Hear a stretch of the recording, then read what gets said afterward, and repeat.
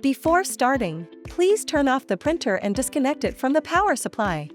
Open the printer cover, locate the print car and remove its cover.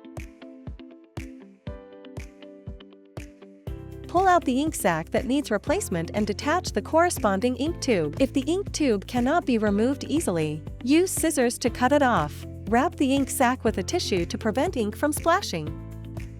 Connect the detached ink tube to the new ink sac and insert it into the print car.